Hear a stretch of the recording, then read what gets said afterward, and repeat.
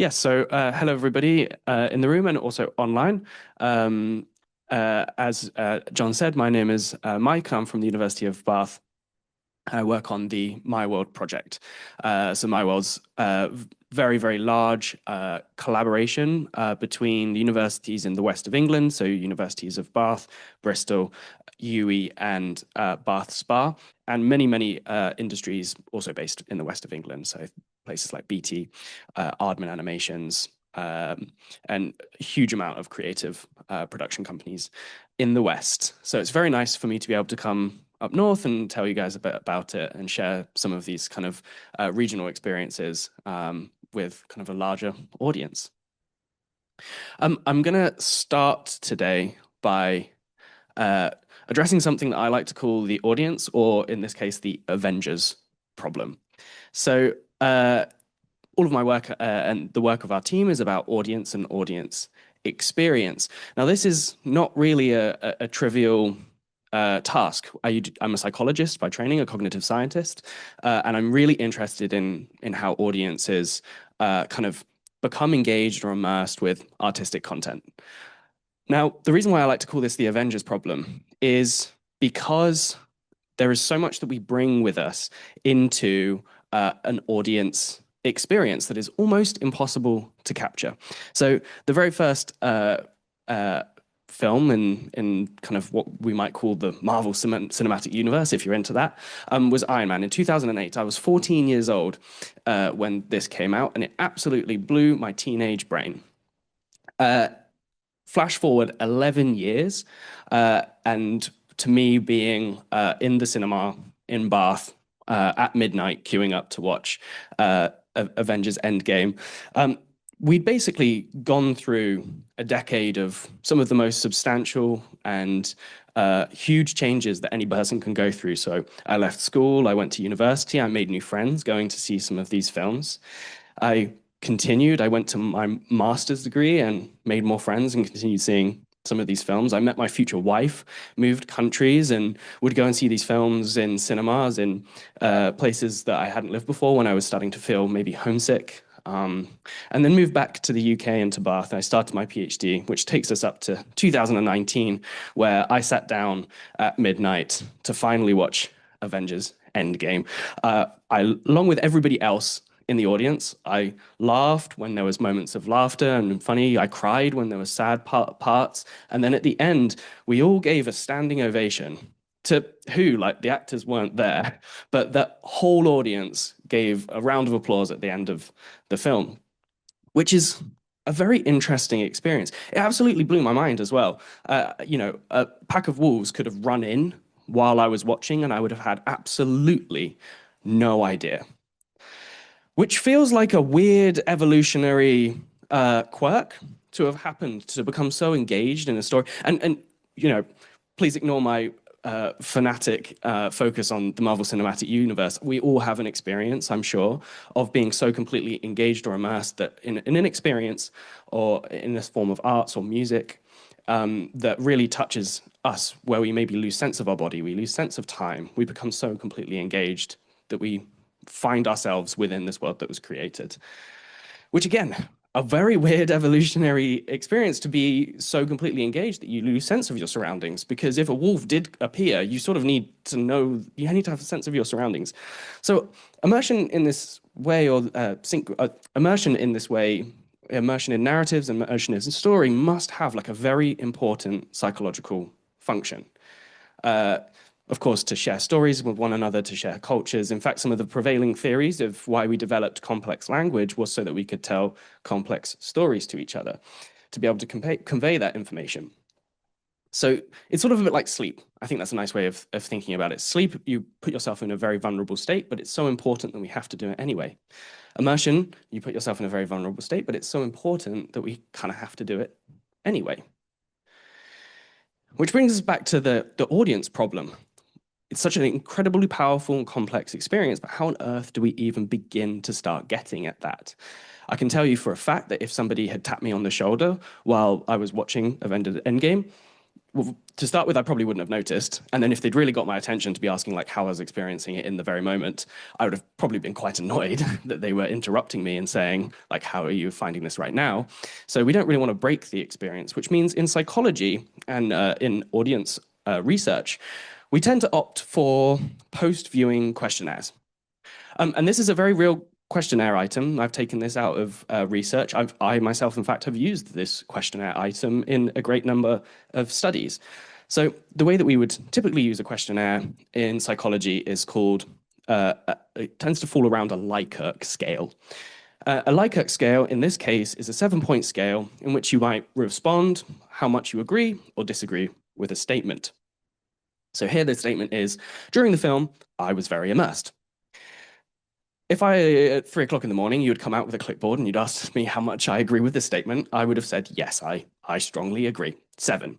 Except that sort of misses those 11 years of kind of context that I've brought to this. And it's just not enough. Like, I really, really was immersed. 7 isn't enough. I need a bigger scale. But then where do you put the scale? If you'd given me a scale from 0 to 100, I would have put 100. And if you'd given me a scale from 0 to 1,000, I would have put 1,000. This is in psychology what we might call a ceiling effect. And it's just one of the many problems that you might have with questionnaires. Avengers Endgame was a 3-hour-long film, and if you'd asked me in that moment how I was feeling at 2 hours and 20 minutes, I would have been like, ooh, what part was that? So questionnaires are kind of memory-based. They're also sometimes lacking a scale, might kind of not really get the nuance. So there must be better ways to measure audience experience with different types of creative content. So the first study that I did in my postdoc was to find out exactly how many and what kind of methods there are. So I did something called a scoping review, and this is where I read every single article published within a 10-year period that mentioned anything to do with, it's very small here on the screen here, but basically anything to do with engagement, experience, understanding. And then we focused on screen-based media. And I searched everything from film, television, VR, and compiled every single paper that was published with these terms. There was about 4,000 papers in total, and after screening them down, we ended up with 2,500. And for the next year and a half, I read 2,500 papers. And for those who aren't academics in the audience, the average length of an academic article is about 7,000 words. Safe to say, I'm still a little bit crazy after that. It was a very intense experience. But after reading all of those, we managed to extract methods from about 700. And we ended up with a pool of thousands and thousands of methods that were used in many academic published papers over a 10-year period. And unfortunately, as I kind of alluded to earlier, we do see that the main way that people were analyzing and assessing creative content is questionnaires. So the kind of the burgundy, the red line within these graphs shows, we call them pre-existing questionnaires or validated questionnaires. Questionnaires that somebody else has written and has gone through a scientific process to make sure apply to the thing that it is that they are trying to analyze. So in terms of a questionnaire, they're a very robust tool, but there is kind of an issue about like how much are we putting in, and if we're trying to capture the complexity of like an audience experience in a 7-point Likert scale, what is it that we are missing and losing? And this figure here, the circle, we call this a chord plot. This sort of shows how many methods were being used and how they were combined together. So people don't tend to just use one questionnaire, but they might use several. But we're still just asking people questions about their content. So this kind of leaves us with a bit of a problem. Like, how do we do this? How do we start getting at like the more nuanced approach to understand people's experiences or people's engagement or immersion with creative content? And critically, we want to do this without disrupting experience, and we want to do it in a robust and repeatable way because we are scientists, and we want to be able to do good science on this content. And it really needs to be scalable and understandable for industries as well, because it is the industries that are producing the content. For academics in the audience, these criteria, they also very much align with REF. So I'm just here to say we should be putting more core psychology and creative stuff in REF for anyone in the audience at home, maybe. So there is a better way that we can do this. It's called synchrony or interpersonal synchrony. And this is the technique that we use in most of our research. So to explain what synchrony is or how it's driven, hopefully, if I've been doing my job correctly, you guys are listening to the words that I'm saying and the story that I'm telling you. So your brains are all doing something roughly similar, as in you're all listening to the words that I'm saying. However, if I'm not doing a good job and some of you are thinking about lunch or some of you are kind of still checking your emails in the background, your cognitive demands are going to be very, very different. You're all thinking about different things. Therefore, your heart rates will be doing different things because our brains and our bodies are connected through the central nervous system. If I say something that's exciting, you'll get sympathetic nervous activation, which makes your heart rate speed up. And if I say something that's very kind of relaxing or you start to drift off of the words that I'm saying, we might get parasympathetic activation and our heart rates might slow down. Now, for an individual person, that's not particularly useful. We all have huge differences. But if you measure an entire audience's heart rate together and your heart rates will go up at the same time and you will go down at the same time, we can be fairly sure that it's something to do with the experience that you're all having together. And this is the case for heart rate, but also other types of behavioral measure or physiological measure as well. But heart rate is the one that I'm going to try and focus on mostly today.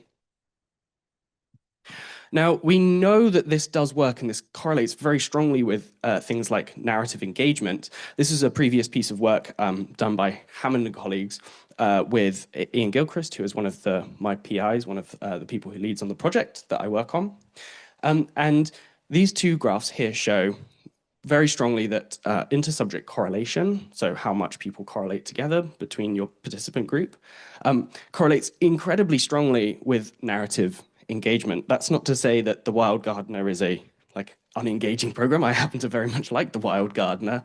But within these measures, people do not strongly correlate when they watch it. And it could be that this is having a different effect or on people, and also maybe there is not a strong narrative, but we do see things that have a strong narrative that people engage with within the narrative, measured by questionnaires, because we're psychologists, we can't quite get away from the questionnaires. We have to always try and tie it back. But we do find that heart rate synchrony does increase. And the other thing to just say that the other tool that we previously used a lot to measure engagement is a reaction time task where you get somebody to watch content and you ask them to press a button when they hear a beep. We call this a dual task because you'll have one task of watching what's going on and one task of listening to the beep and pressing a button. And typically, the more engaged somebody is, the slower they are at pressing the button. This has been validated in labs. This is a very robust way of doing it. We see a similar kind of relationship. But as I said earlier, if someone had sat me down in Avengers Endgame and kept playing a beep and asked me to press a button, it would have ruined my experience. So it's just to show that synchrony does work, and we validated it in a lab, but it's a way of measuring engagement or immersion without actually interrupting people. So people have a naturalistic experience of the content. So that brings us on to kind of our first big study. This was a collaboration with Complicité and Bristol Old Vic Theatre. And this was for a show called Drive Your Plough Over the Bones of the Dead. It was a very cheery show. But here we have the fantastic Catherine Hunter on stage. It's a story of kind of murder and intrigue. And Complicité were very, very interested whether or not we could use heart rate synchrony to inform things about the show, how engaged people were at different parts of the show. So we collected 140 data sets over a 10-night period. And we did that with this kind of watch. It's very much like an Apple smartwatch that collects things like heart rate and movement.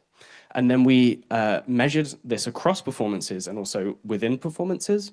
And we still used some other kind of measures, such as like narrative engagement, for example, because we can never get away from questionnaires. So what we found was that you can detect this synchrony over the time course. And this graph here it looks very complex, but basically this is just the play broken down into each scene. And the little writing at the bottom is just a small description of each scene. And you see that synchrony like ebbs and flows over the course of a play. And then this graph here on the right-hand side, that shows that we found significant synchrony not only within each performance, so people were synchronizing when they came to the theatre and sat down and watched a particular play, but also there was synchrony across performances. So we were finding that the audience was synchronized on the first night, was also synchronized on the third night, despite the fact that the play ran for wildly different lengths. There was different casts. The understudy played on half of the performances. So there's clearly something going on here that's not just the perceptual experience, not the visual and auditory stimulation that's going into the brain, but actually how people were engaging with the narrative. Because people were sat in different places, they were seeing different things. The only thing that was consistent was the narrative story, and it still followed this kind of ebb and flow when you look at heart rate synchrony. So then we thought, could we take this one step further? And can we use this data to actually change how the performance was being shot? So Bristol Old Vic loved to live stream their performances. So they will bring in a camera team, a director of photography, and they will live stream shows that come and play. And they do this for a number of reasons. Sometimes people can't get to Bristol Old Vic.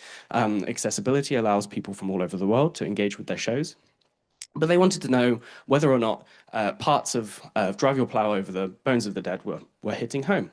So what we did is we set up a lab in Bristol Old Vic's basement, and we got people to come have the experience of coming into the theatre, but instead of going and sitting in the auditorium, we got them to watch on a laptop in these booths set up in Bristol Old Vic. And we measured everybody's heart rates as if they're watching this live stream, and we compared people's heart rates to the in-theatre heart rates to see where synchrony changed, in particular what sections changed. And then we produced a figure and we gave this information back to the camera director and the filming team. And we showed the moments where things maybe were not hitting quite right, or where there was a lot of difference between the show that the live stream audience was watching compared to the in-theatre audience. And then they would go and tweak and make adjustments. And we did this for not consecutive nights, because we had to turn the data around in the day. So we did it for 3 nights, but with a kind of a break night in between that would allow us to process the data and brief the camera team. But 3 nights where we would then capture the audience heart rate as they were watching the live stream and then fed that back. And what these figures here on the right-hand side of the screen show is we had an increase in synchrony on a night-by-night basis, and also that the third night was more enjoyable than the first night. So we showed that by using heart rate data and feeding this to creative teams, they could then adapt their creative decision-making to create a more enjoyable experience with greater synchrony. So then we wanted to see if we could scale this up and do this bigger, on a bigger level. And so we worked with St. George's Bristol, which is a classical music venue in Bristol. It's an incredibly beautiful old church. It's very famous for its acoustics. And we put on these research concerts. So every single person here you see in this picture is actually a research participant. And we put on a jazz and a classical concert. We were interested in whether there was synchrony across concerts. And also, they were very interested in kind of a live streams experience versus an in-person experience, kind of like Bristol Old Vic were. But on the flip side, because they wanted to show that, or they were interested in whether there was something unique about actually going to a concert in person. I think everyone here is, I'm in the live lab, I think everyone knows that there is something special about going to concerts in person. And we wanted to see if we could detect this through our synchrony measures. So this was a huge project. There was about 26 people all working on this. And as I said, every single person here was a research participant. So there was 2 arms to this. So we had the audience experiment and we had the concert capture, so that we could do further follow-up studies, which are currently ongoing now. So we captured the audience in 8K. We did thermal imaging of the audience. We also used questionnaires and we did our heart rate measures. For the capture side, we used an immersive audio rig to capture the sound of the acoustic of St. George's. We also captured the performance in 4K, and we also used 360 stereoscopic to be able to put the performance into a VR headset, and then be able to compare at a later date, which is what we're doing now, the differences between live and recorded, and a bunch of other really cool stuff. So keep your eyes posted for ongoing research in this area, but specifically on the audience experiment side of things. Oh, first, actually, what is that sound?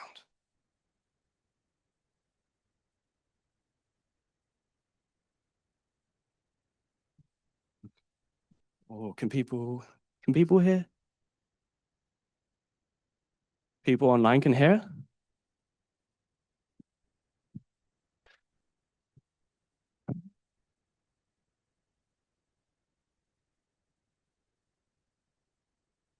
dun, dun. Everyone will believe we actually did practice this earlier. It does say the device.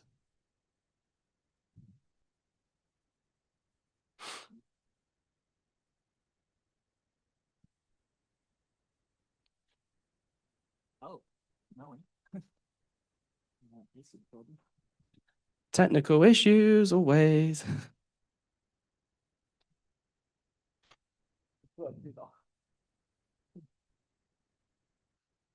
Yeah, but I think it's not plugged in. No? Oh, it's.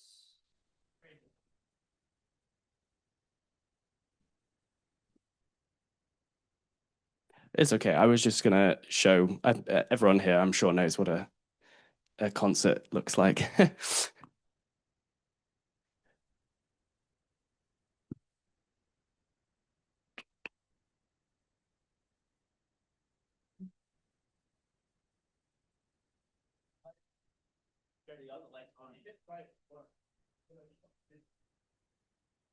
No, no. Okay. There is more videos later on, which this was just showing a little video of what the jazz band looked like. But I don't know if someone might be able to sort it for a few slides would be lovely. Um, so yeah, everyone can see everyone knows what maybe looks like a jazz band looks like, but just to show that we hired a real band to come in and perform, and our band also wore heart rate monitors as well because they were good sports and performed to our whole audience. So as I said, we sort of were very interested in this live stream, this difference between sort of a live being there in person with the performers and also live stream experiences. So we had a setup where it was a very good live stream experience. It was a 4K TV with an immersive audio setup. So it was about as good as you could get. They called it the Glass Studio, which is very confusing because it's neither glass nor a studio. It's sort of like a wooden classroom, but they call it the Glass Studio, so that's what we've called it here. And yeah, so we were very interested in if there was differences between watching in person and in the studio. And just to say that we did this in a very controlled way, so research participants, everyone was a research participant, turned up and they didn't know which one they were going to go into. They knew that they would be assigned randomly when they arrived into one of these two conditions. So when they arrived, they put their hand into a bag filled with colored ping pong balls. And if they pulled out the blue one, they were in the auditorium. And if they pulled out a red one, they were in the studio, but we gave them a free ticket to go and see something later on because we thought it would be very mean to invite everyone to come in and be like, oh, sorry, now you have to go and sit in this room. We find that there was significantly greater synchrony in the auditorium compared to the studio. And also that the auditorium kind of rated higher on basically all self-report measures of immersion and emotion, how much effective experiences they had.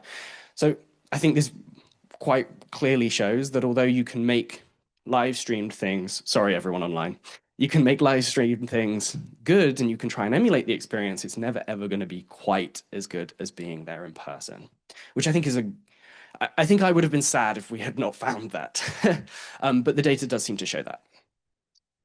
We also find that heart rate synchrony correlates with how immersed people reported they are, because again, we have to use the questionnaires. But we do see that heart rate synchrony does correlate positively with musical immersion, and that the stronger the correlation, the stronger the heart rate synchrony was, the more people reported being immersed.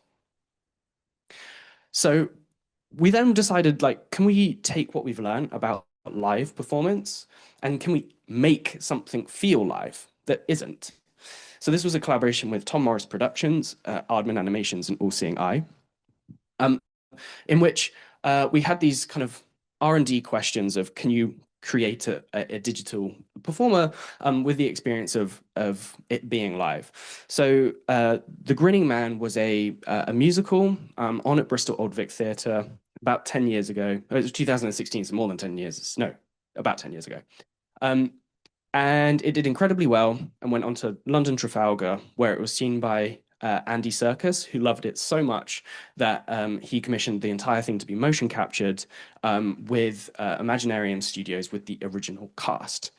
This data then sort of sat on a shelf for about 10 years. And then we came along with Aardman and we were interested in, and MyWorld was very interested in, can you take this old data but kind of put it into XR, into virtual reality to create kind of an experience of being live?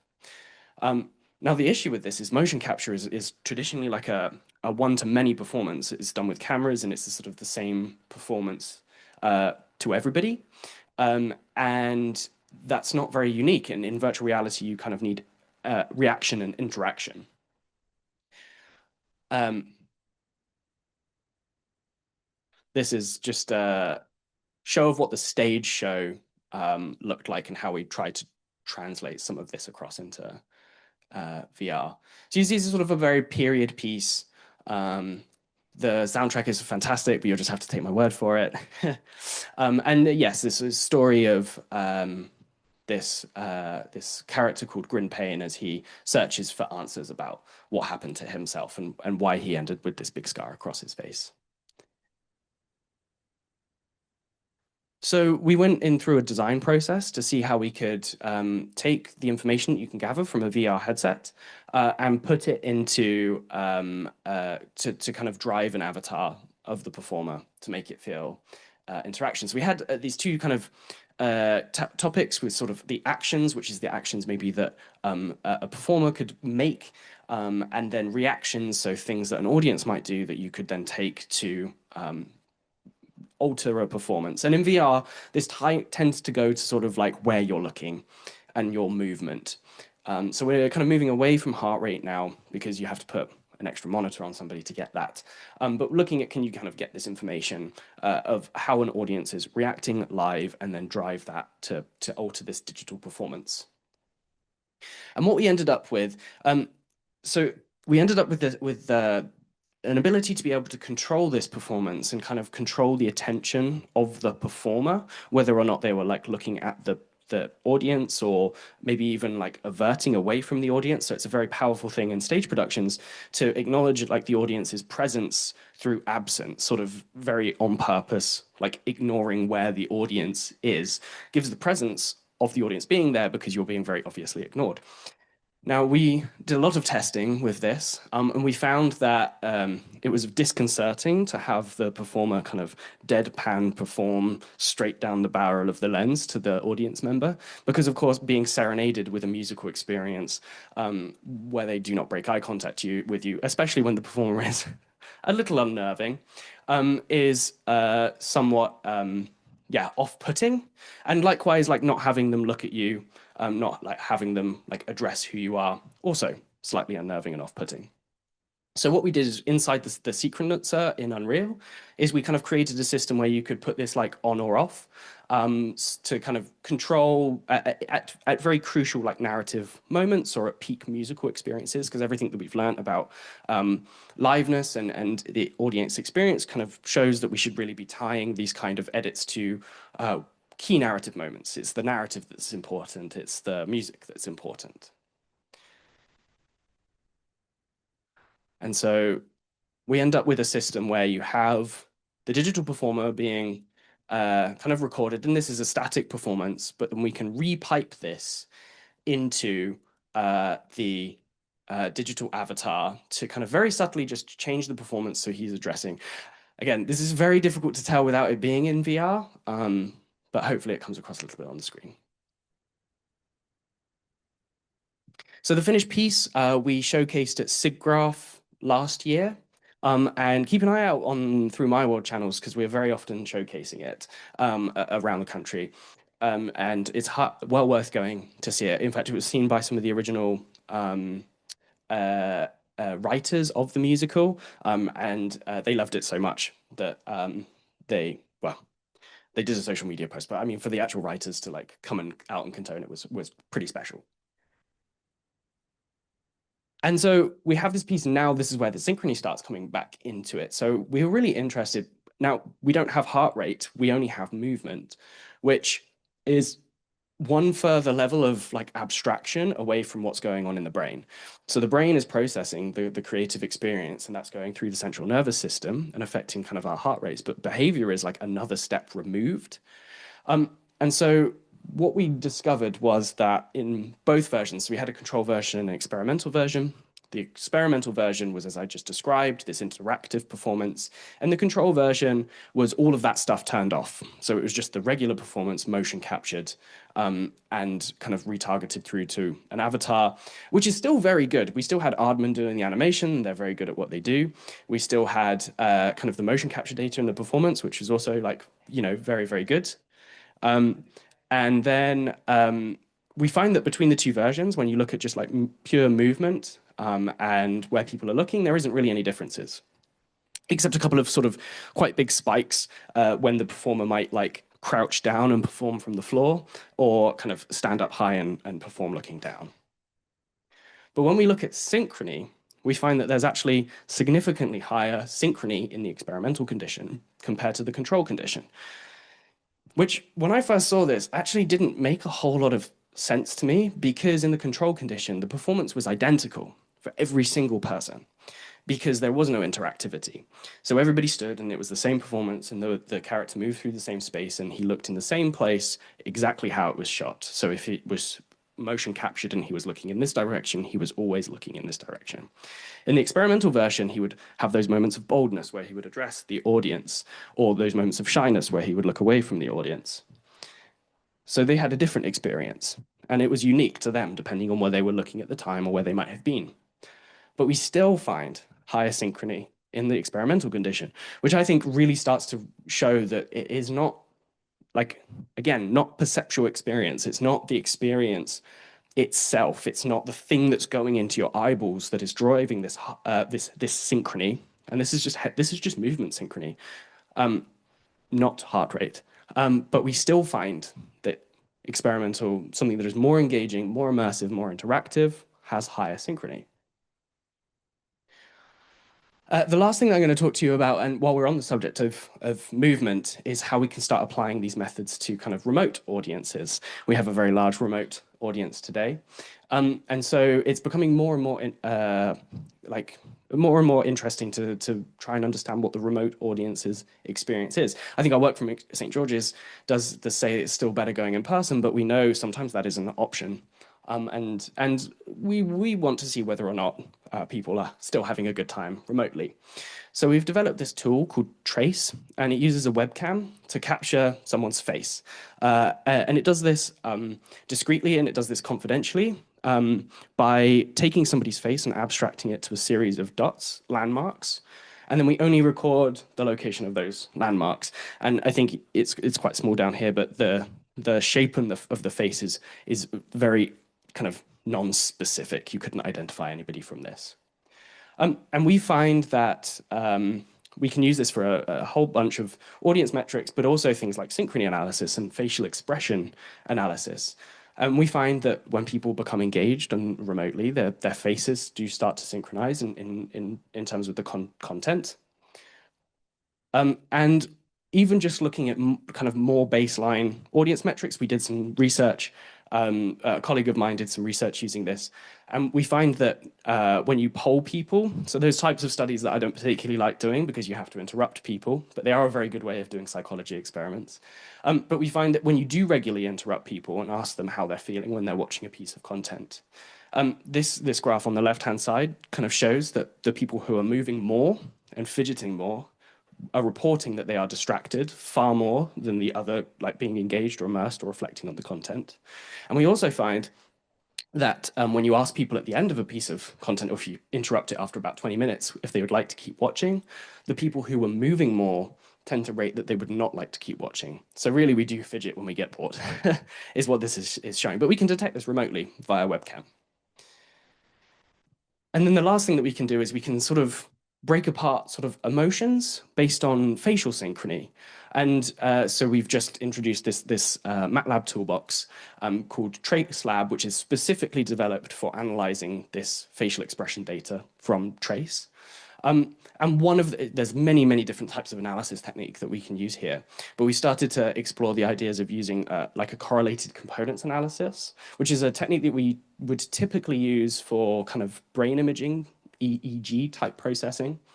But you can see that for when people are experiencing different types of emotion, we do start to get like facial synchrony. And that sort of also makes a lot of sense, right?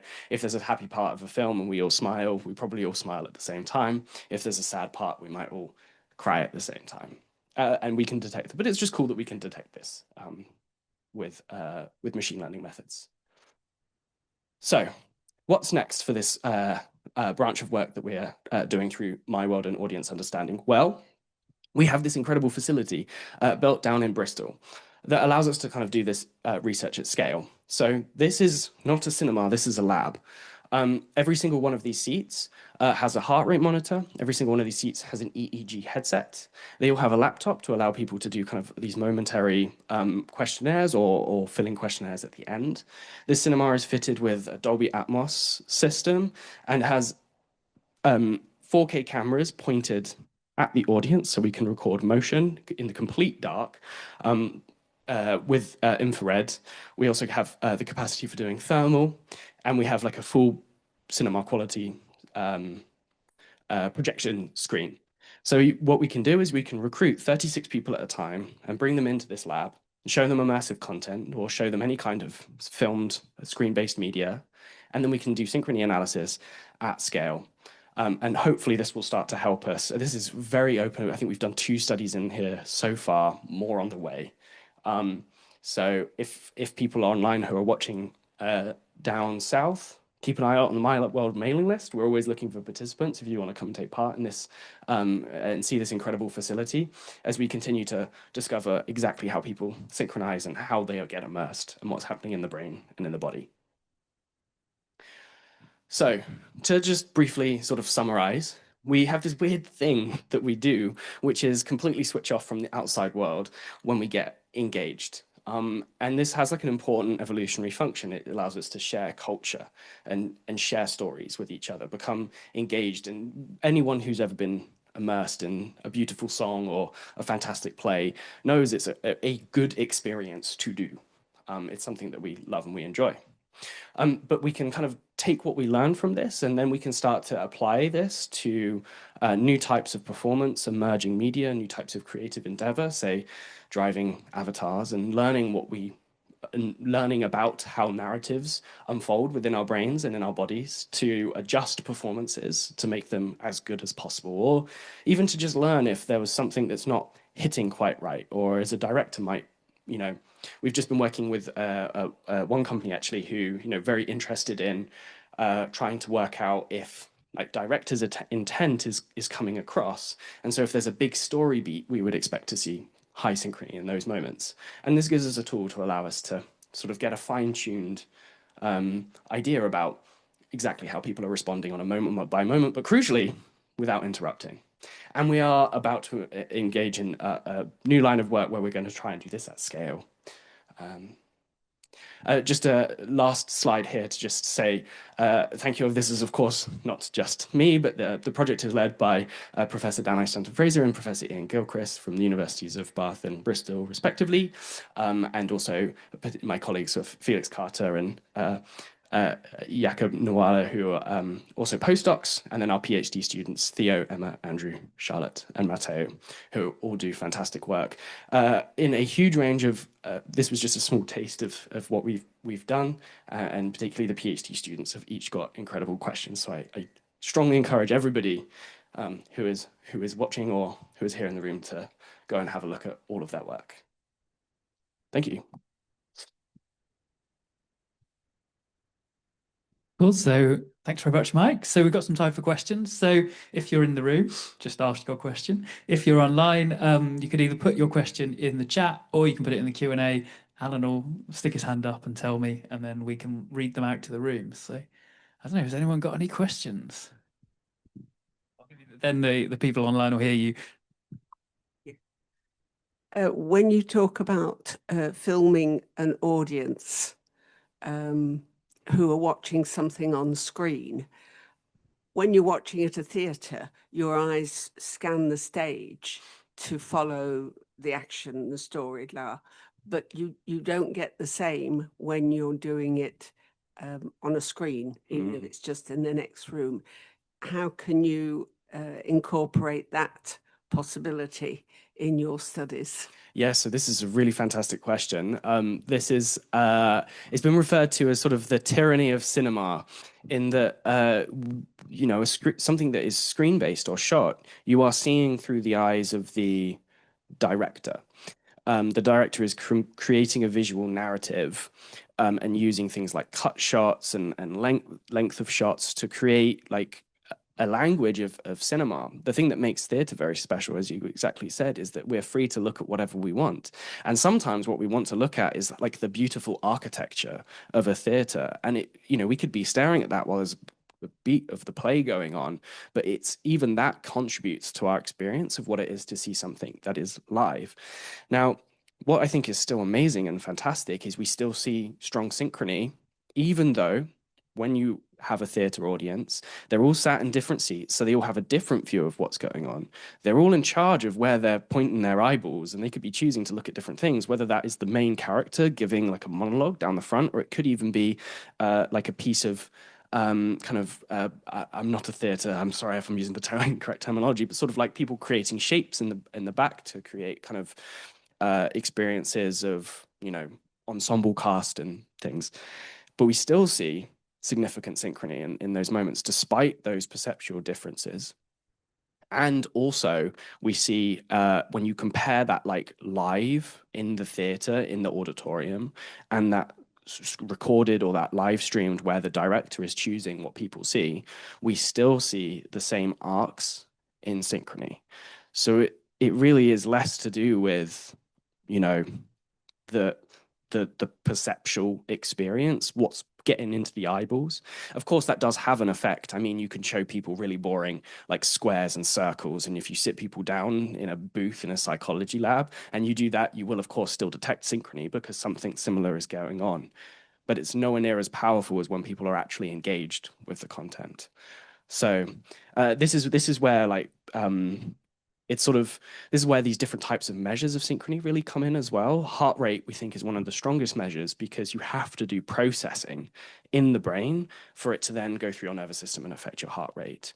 Whereas, say, flashing a bright light on the screen will make your visual cortex kind of light up if you use neuroimaging techniques, but that doesn't really speak to how people are engaging with it. Cool. I've got a quick question. So I'm really interested in like techniques where you use kind of quantitative measures to kind of find patterns you might not have noticed in maybe an audience experience, and then follow up with kind of qualitative methods to understand maybe what was happening there when that happened. Are you doing anything like that with the synchrony data or anything else? Yeah, actually, I don't suppose you could put my slide back on. I didn't even get prompted for this question, but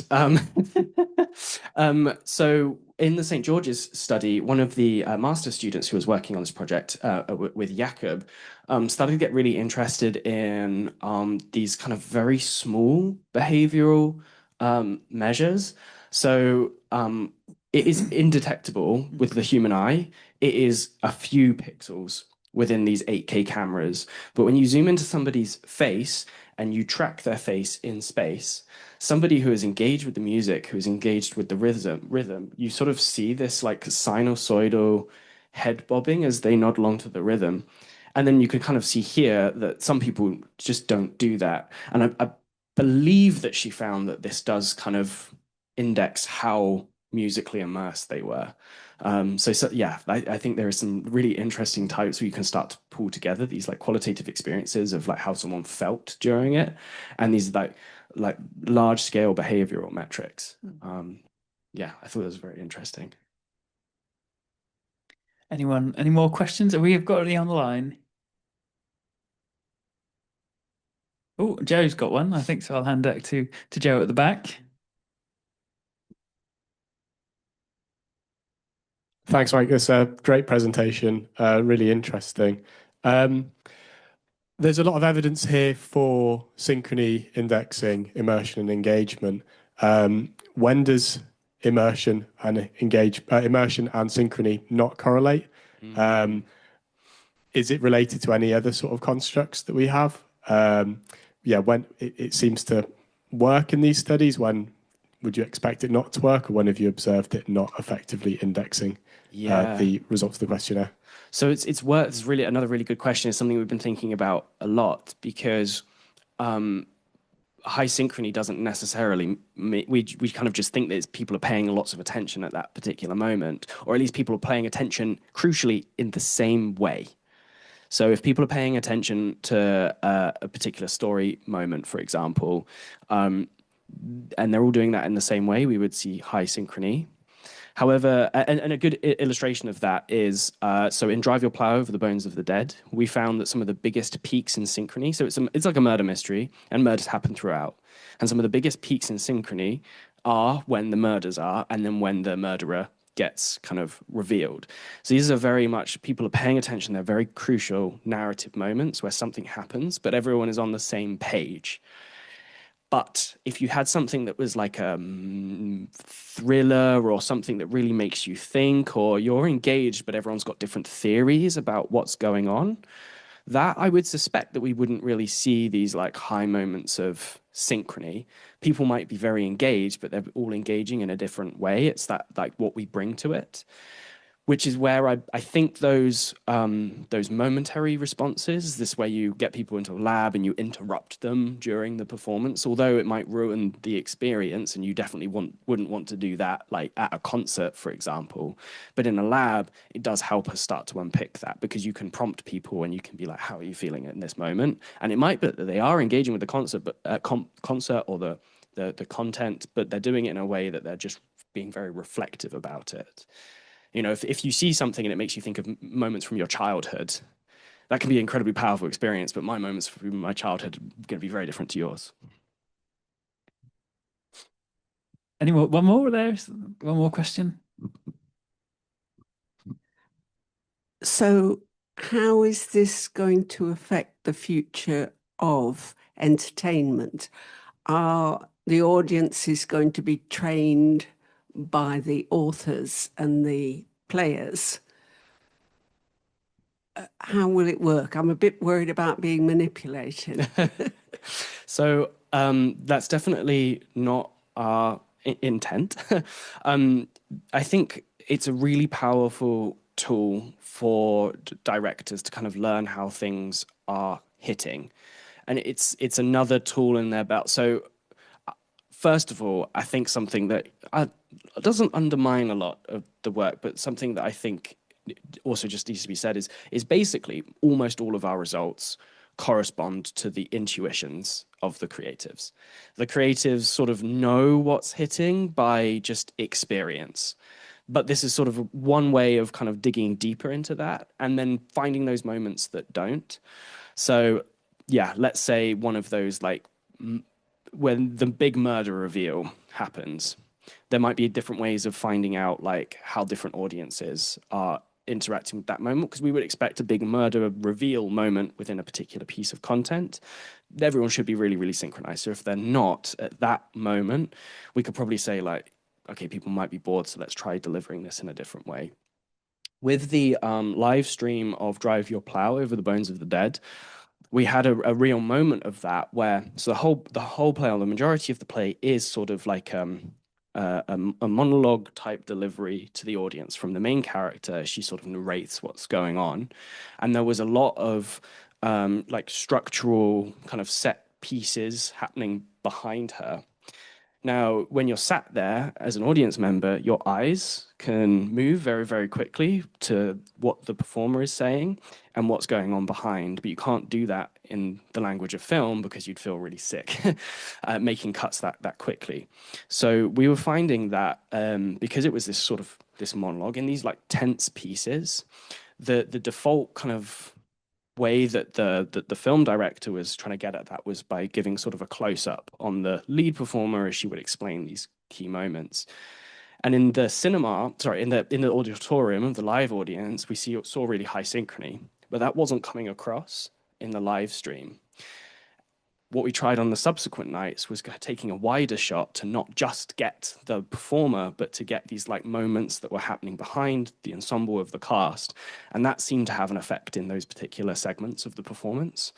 So that's just sort of one example of how it could potentially be used. But it's also worth saying that it is a lot of effort and work to get to that, because you have to put heart rate monitors on lots and lots of people. So it's interesting from a psychological point of view, and it's also interesting from like a refinement point of view. I think in the long term, we maybe see this being used in sort of maybe like a as part of like a suite of edit tools, in the same way that like you might kind of get a small audience in, a test audience in, to test different segments, how things are going with maybe your target demographic. This is maybe another tool to sort of dig deeper into that and get something that maybe you can't quite get from questionnaires. Brilliant. Oh, we have an online question, and maybe this will be the last question before we finish up in time.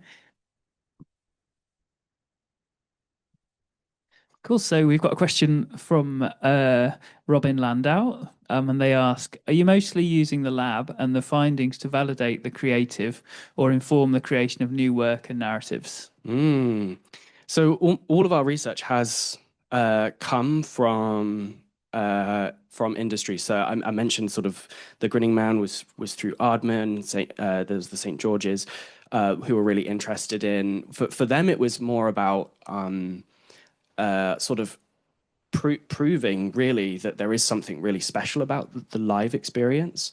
So I think we used to do a lot of this stuff in the lab, and one of the first slides that I showed there was lab work. The issue is with that is, apart from like this amazing cinema lab and the live lab that I'm standing in right now, so things are changing, but traditionally a lab is not a space that is conducive to becoming immersed. And a laboratory setting or experimental designs are typically also not like conducive to becoming immersed. So what we've had to do is kind of hand off the creation of these experiences to people who are really good at it.